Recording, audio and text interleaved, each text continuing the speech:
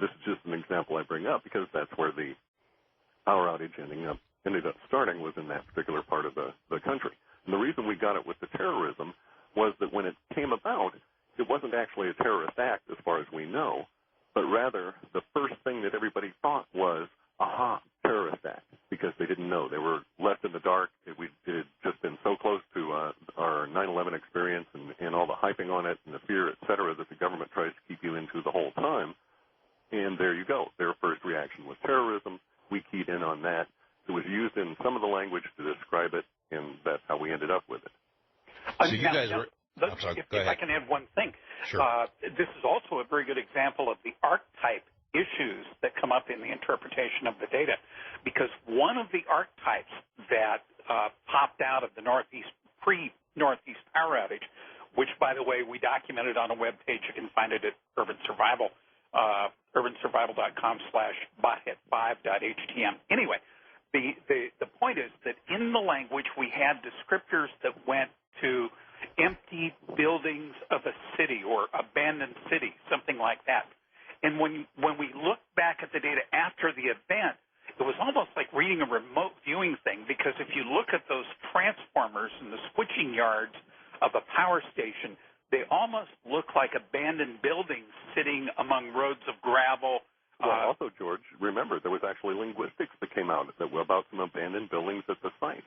Right. An abandoned railroad area. And there were also things going to smell and sewage discharge and things like that, which were part and parcel of that whole sequence of events.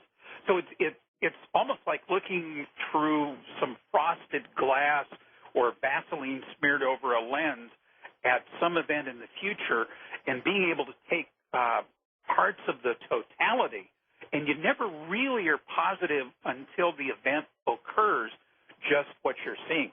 For example, we had the space shuttle disaster, and we were terribly confused by what does it mean maritime disaster over the West? What the heck is maritime disaster doing over anything? And it occurred to us after the space shuttle disaster that, oh, I get it now. It's a space ship. And even more than that, Columbia, gem of the ocean, and we had ocean showing up repeatedly, archetypes for ocean all over the place. So it's very difficult, especially when we aren't looking for something like space to pop up in the data set. So, obviously our emphasis when we're looking at things, when we hear about maritime disaster, ocean, et cetera, over the West, we're going, what the heck is that?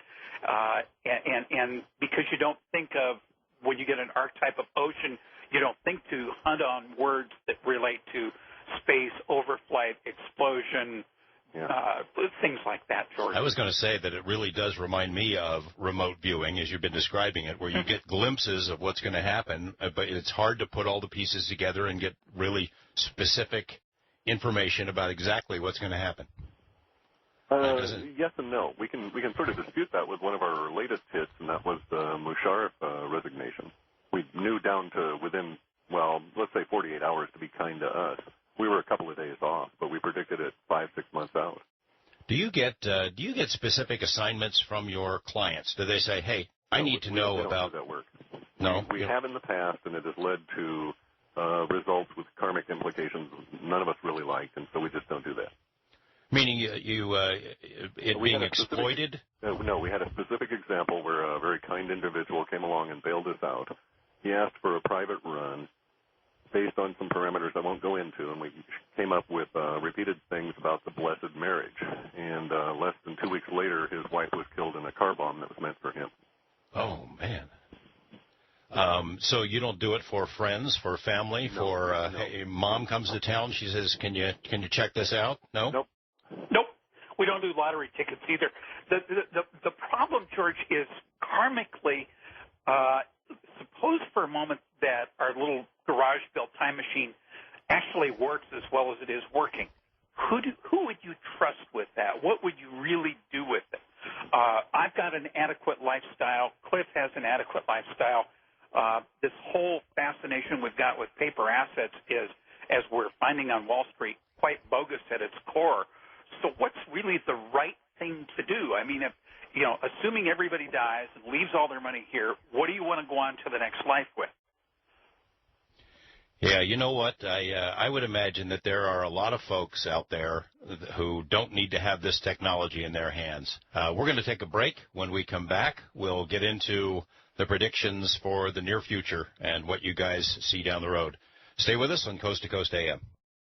We're talking with Clif and George, self-described time monks, and this amazing, incredible, and slightly spooky technique that they have developed for basically predicting the future. One of the reasons we're having them on is because their prediction is that something very bad could be coming down the pike real soon, sort of a critical time period coming up in the upcoming week. And when we come back, we're going to ask them exactly what that is. Stay with us on Coast to Coast. Welcome back to Coast. We're talking with George and Clif, time monks, an interesting term, about some bad stuff that's coming down the pike. Before we get to that, I do want to go back one other question I had on the current economic turmoil. George, you were telling me about the kinds of terminology you guys had written in advance of this, and you saw it coming a long time ago. Is the worst over? We got some bad stuff coming, going to get a lot worse. And is this related to the really bad prediction that you've got coming that we'll get into further? Well, the prequel to the really bad stuff really started back in the March-April kind of time frame.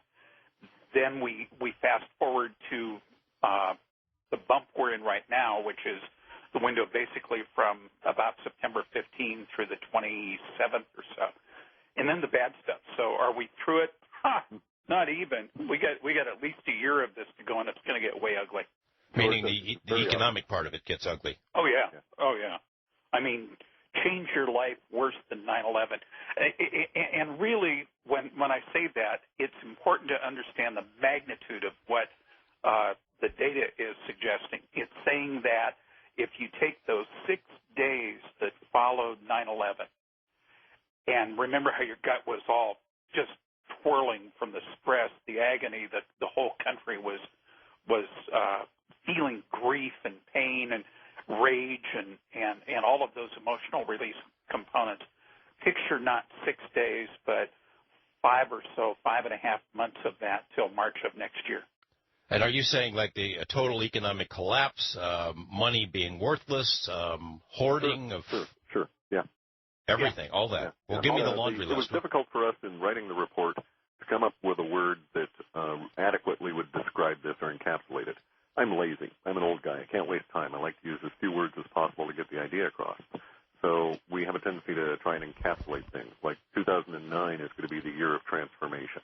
Gives you a basic idea that things are going to transform themselves. This crash business, or whatever we want to call it, we actually had to hunt around for a word, and because the word that was provided by the data is monumental. But monumental is a strange word because it is applied to something that is static, dead, cold, and in itself is applied to something towards the past. So in other words, the future will look at our current situation that we're approaching within days, and we'll build monuments to it. We'll think of it as monumental. But for us living through it, that word I do not find to be adequate. So I've chosen epic. I'm going to use that word to describe this. What we've got coming up, economically alone, is an epic situation in which we will have heroes and vast amounts of distress and any kind of chaos you care to name. Well, without crossing millions, that kind of thing. Without crossing a karmic line here, can you tell me and the listeners what kinds of things, is there anything that can be done to prepare for what's coming? This part of it, the economic part of it. Yes, you can. George is an expert as an economist, and he's been doing exactly that for a number of years, ever since it started getting under his skin in 2002, 2003, that something was truly up. And he can tell you in detail. In fact, that's what urbansurvival.com/week.htm, or is it HTML, George? No, it's HTML. Okay, well, George, tell me then, what exactly is going to happen? What do you think might happen here in the next week in this critical period, and how might my listeners prepare for it? How to prepare for it's real simple. Have a plan in place so that you are as independent of the existing institutions of society as you can possibly get. What that means is, how will you live if the electricity goes off? What will you do if you don't have water? What do you do if you don't have something to heat your home? It comes down to personal responsibility. It really does. I mean, if, when the government came out with their pandemic flu scare, I'll call it a scare, about a year and a half ago, they put up a website called pandemicflu.gov. And if you go there and follow some of their recommendations about, have stored food, have stored water, have clothing for all seasons, have a plan, all that stuff, it really does. Get extra medicine. Get extra medicine. I can't stress that enough at this point. Extra medicine. And if you've got the ability to get a prescription medicine and you depend on that prescription medicine, you have to figure that some of these prescription medicines, we can't say which ones, may become unavailable because of conditions that will face us over these coming next 5 or 6 months and then beyond. Meaning either where it's manufactured or the distribution system. Correct. Okay. And then, how are you going to cope if oil goes to $500 per barrel or higher? I mean, we're talking about events that could... Or let's look at it the other way. It may be that we have the Jazz Jane situation where we get the massive deflation in the sense that the event works out such that it doesn't matter that oil falls to $80 a barrel. No one's working, so why bother buying gas? You don't have money anyway. And is this the kind of thing where, that people are going to just hunker down? This is the kind of thing where the other nations on the planet are going to be so scared of what's going to happen in the U.S. that they are going to take every kind of precaution they possibly can, including mobilizing their military and assuming we're going to go absolutely crazy and lash out at the world in our frustration as this thing goes down. Which could lead to other cataclysms, I guess. Correct. Right. And if you're worried about the Middle East, Iran, Georgia, those are legitimate things to worry about. Now, help me understand this. Are we? Is this, the sequence of events that you're describing is because of what's already on the table, our financial mess that we're in right now? Correct. That's directly outgrowth of that. Which began in 1913. The problem with fractional reserve currency systems is they always end badly.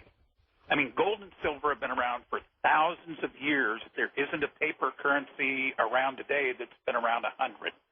And the United States itself has gone through 4 existent periods in its history in which we had a currency that we lost. Confederate dollars, greenback dollars, private banking, etc. Continental. Federal Reserve notes. They don't last long. Certificates. Only this time we've got an epic proportional kind of a situation because the American Empire has used its military legitimately since the 1918 situation around in there, maybe even earlier in World War I. But we've used our military to extend our single largest product, which is the dollar bill. The dollar bill is theoretically the global reserve currency, but it is not backed by anything other than, let's quote it out exactly, the good faith and credit of the United States. Well, we don't have any good faith anymore. We've got a bunch of lying crooks in charge. Everybody knows this. Everybody knows they're psychopaths, sociopaths, and that they're really dangerous. And we don't have any good credit anymore because we've blown that with the last of our housing issues. So now we have this crisis of confidence in the dollar ahead of us. So right now, I mean, people listening to this program, buy some food, buy some water. Be smart about it. Be smart about it. We're not telling people to go panic and do any of this kind of stuff. You have a couple of weeks to get this all together, and even then, you have to understand you cannot store enough food to get by indefinitely. There's no point getting more than your minimum requirements because there may be dislocations that require you to have to move, in the case of fleeing hurricanes, that sort of thing. Do you worry that some of this becomes self-fulfilling? You guys are on this program telling a couple of million people this is going to happen, and then they create it.